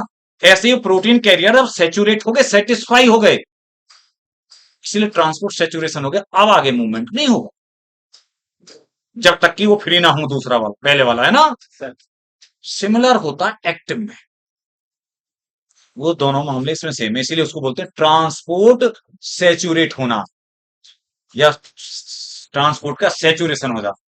किस किस में होता है? फैसिलिटेटर में, एक्टिव। दिमाग में बिठा लेना चाहिए उसकी मतलब क्या। अच्छा, तो बेटा रे, एक होता है कि इनहिबिटर से अफेक्ट कौन होगा। कुछ इनहिबिटर्स होते हैं, टॉक्सिक सब्सटेंस है जो भी प्रोटीन इनहिबिटर्स। देखिए इंटरेस्ट तो बना के रखना पड़ता है, ध्यान रखें चीजों में, है ना। 1.5 घंटे की आपकी क्लास, उसमें आपको इंटरेस्ट बना कर रखना होता है। तो बेटा रे, इनहिबिटर्स जैसे प्रोटीन साइड चेन इनहिबिटर होते हैं जो, या प्रोटीन को इनहिबिट कर देते हैं, तो सीधी सी बात है, जहां पर प्रोटीन यूज हो रही है वही तो इनहिबिट होगा, तो सिंपल डिफ्यूजन पर कोई फर्क नहीं पड़ेगा, भले ही कोई इनहिबिटर है, बिकॉज उसमें प्रोटीन कैरियर है ही नहीं। अब जहां पर है, यानी फैसिलिटेड में है और एक्टिव में है, वहां बेटा असर पड़ेगा, वो इनहिबिट होंगे। अगर कोई इनहिबिटर है तो वो इनहिबिट हो जाएगा।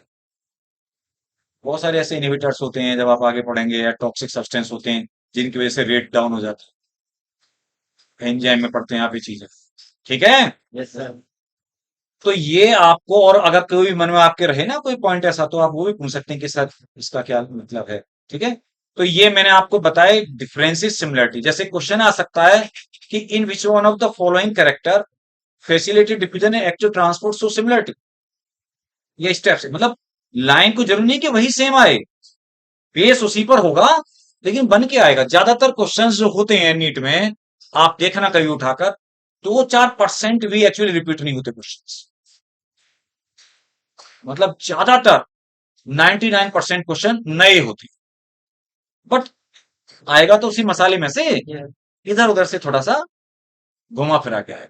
तो इसलिए समझना इंपॉर्टेंट होता है, आप समझे हुए तो कुछ भी बन सकता है। चलिए, तीनों ये ट्रांसपोर्ट के मीन्स हो गए हमारे। अब हम बात करते हैं ऑस्मोसिस। एक टर्म क्या होता है बेटा? ऑस्मोसिस।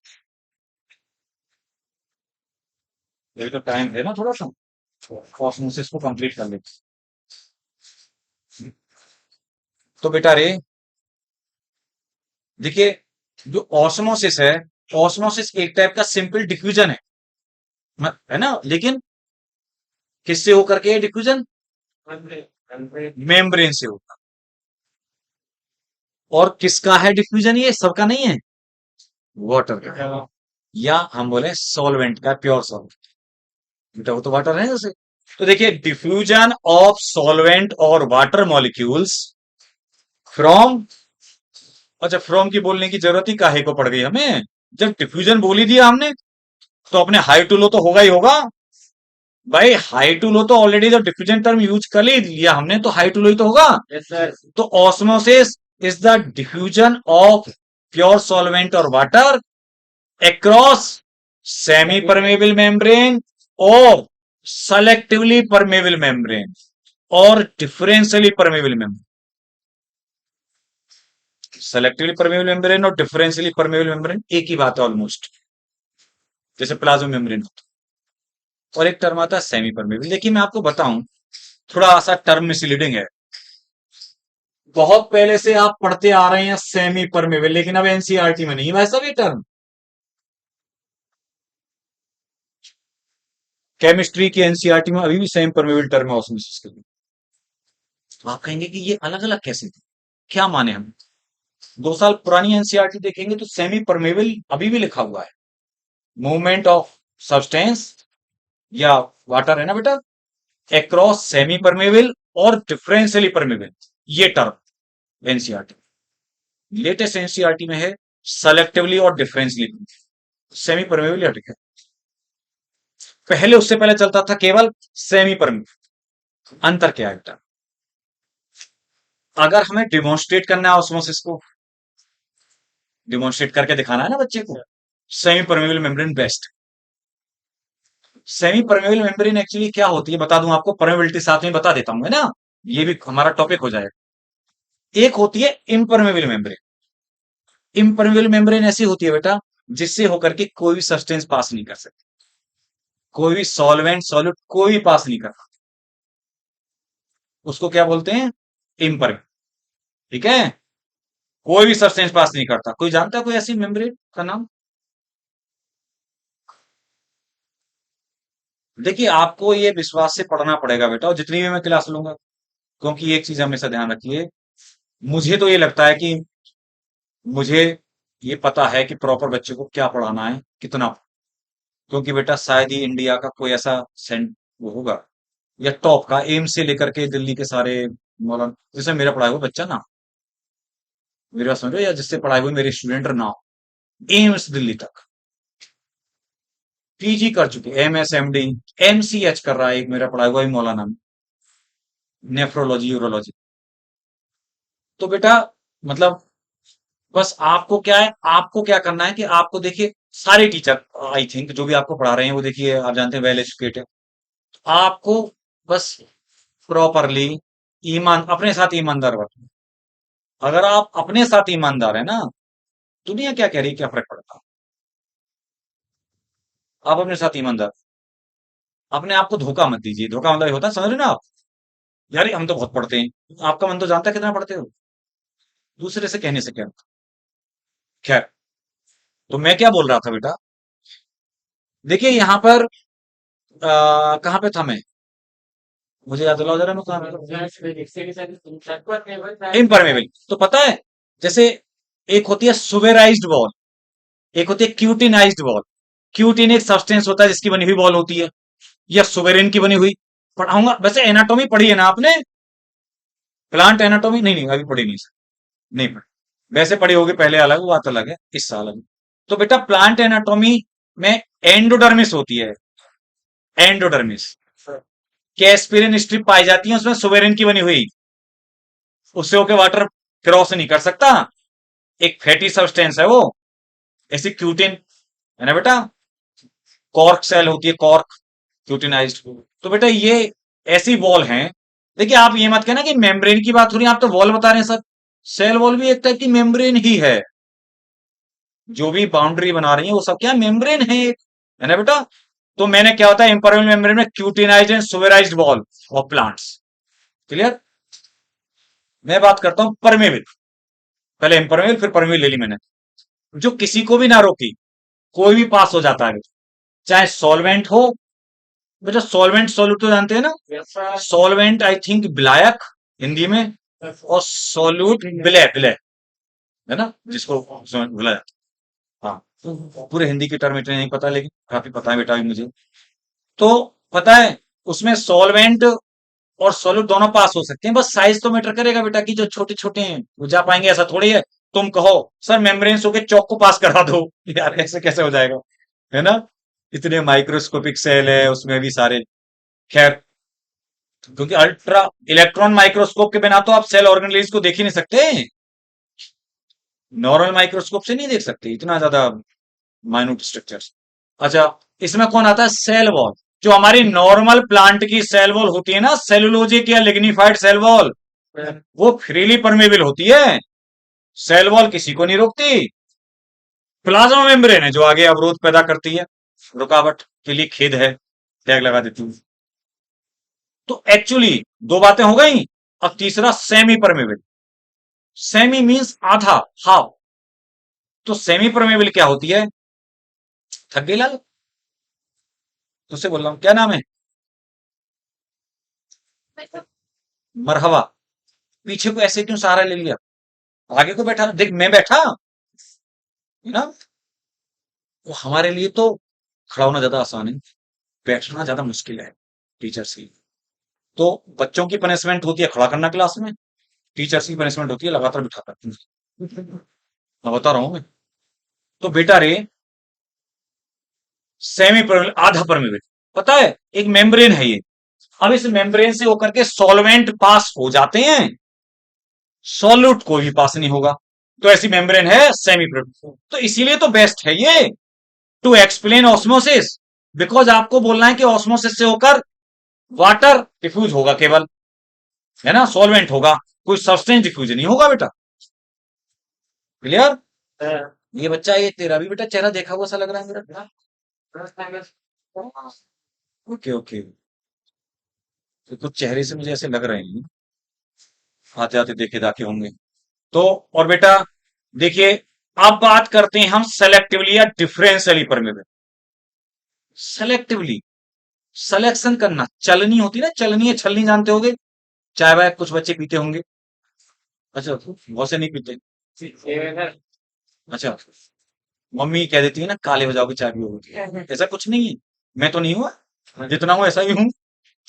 तो एक्चुअली में बेटा रे, खैर कहने का मतलब ये है, ये चाय कॉफी वगैरह कम पीनी चाहिए, लेकिन बात अगर आप कहते हैं कि कॉफी साहब अच्छी है, ऐसा कुछ नहीं है, कॉफी तो और ज्यादा स्ट्रांग होती है, सर कैफीन उसमें ज्यादा होता है। चाय में कैफीन की बजाय थीन एल्कलॉइड होता है, जो कि कैफीन से हल्का। तो मुझे तो चाय ज्यादा बेटर लगेगी अगर कॉफी से मुकाबला करूं तो। कभी कभी कॉफी पी सकते हैं आप, चाय की तरह नहीं पी सकते लगातार ऐसे, है ना। तो बेटा आप उसमें देखते हैं कि बहुत माइन्यूट माइन्यूट पार्टिकल, आप कह रहे हो ये चाय की बात क्यों की सर ने, चलनी में से छोटे छोटे पार्टिकल जब चाय पी लोगे बॉटम में बहुत छोटे छोटे चाय पत्ती के भी पार्टिकल निकल जाएंगे, सर मोटे वाले नहीं निकलेंगे। तो सेलेक्टिवली परमेबल क्या है, सॉल्वेंट को तो जाने देगी, पूरे को अलाउ करेगी, पूरे सॉल्वेंट, लेकिन सॉल्यूट में सेलेक्ट करेगी किसको जाने दिया जाए किसको रोक लिया जाए।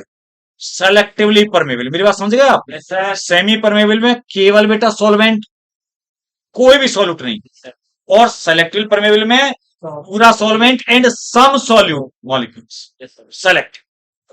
इसमें आती है हमारी प्लाज्मा मेम्ब्रेन। ओ सॉरी, पहले सेमी परमेबल के एग्जांपल बता दूं तो ज्यादा इंपॉर्टेंट होते हैं सेमी परमेबल के एग्जांपल एग्जाम के पॉइंट ऑफ व्यू से। उसमें आपके आते हैं पार्चमेंट पेपर, कौन सा आता है, अच्छा इसी से रिलेटेड एक फिल्टर पेपर होता है, वो परमेबल में आता है, केमिस्ट्री फिल्टर पेपर, वो परमेबल मेम्ब्रेन में आता है, आर्टिफिशियल है बट आता है किसमें, परमेबल मेम्ब्रेन, सेल वॉल की तरफ। और बेटा पार्चमेंट पेपर आता है सेमी परमेबल में, पार्चमेंट पेपर, कोलोडियन मेम्ब्रेन, कौन सी, collodion membrane, egg membrane, bladder membrane of sea goat fishes, उनकी ब्लेडर। अच्छा आपने एग में देखी है, अंडे यस सर खाते होगे, सर और कोई बात नहीं, अंडे खाने में कोई बुराई नहीं है ना, सरकार भी कहती है संडे हो या मंडे रोज खाओ अंडे, लेकिन आज मुझे बात नहीं करनी चाहिए, आज बेटा वैसे मेरा फास्ट है मंडे का, लास्ट सावन का, हाँ फास्ट है आज मेरा, तो कोई बात नहीं, हम बात ही तो कर रहे हैं, खा नहीं रहे आज हम, अब 2-3 दिन बाद खाने शुरू कर देंगे। तो बेटा रे उसमें छिलका हटाने के बाद में और एक झिल्ली सी होती है, यस सर वो व्हाइट व्हाइट, वो उसकी बात कर, तो वो, हाँ बिल्कुल। तो अनियन में एक्चुअली सेमी परमेबल नहीं है लाली, सेलेक्टिव परमेबल। प्लांट्स, तभी तो एक्चुअली पता है ये चेंज क्यों हुई डेफिनेशन सेमी से, क्योंकि प्लांट के लिए जो हम ऑस्मोसिस की बात करते हैं बायोलॉजिकल सिस्टम में नॉर्मली सेमी परमेबल मेम्ब्रेन होती ही नहीं है ना, बायोलॉजिकल सिस्टम में है ही नहीं, इसीलिए चेंज किया फिर ये एनसीईआरटी ने भी धीमे धीमे। क्योंकि बेटा प्लांट्स में आप देखेंगे प्लाज्मा मेम्ब्रेन है, या जो बायो मेम्ब्रेन्स है, बायो मेम्ब्रेन्स मतलब जो हमारे माइटोकॉन्ड्रिया, गोल्जी बॉडी, प्लास्टिड, इनकी जो मेम्ब्रेन्स हैं ये सारी की सारी सेलेक्टिवली परमेबल हैं, ठीक है। टोनोप्लास्ट, वैक्यूल की मेम्ब्रेन को टोनोप्लास्ट कहते हैं, यस सर वो भी सेलेक्टिवली परमेबल है।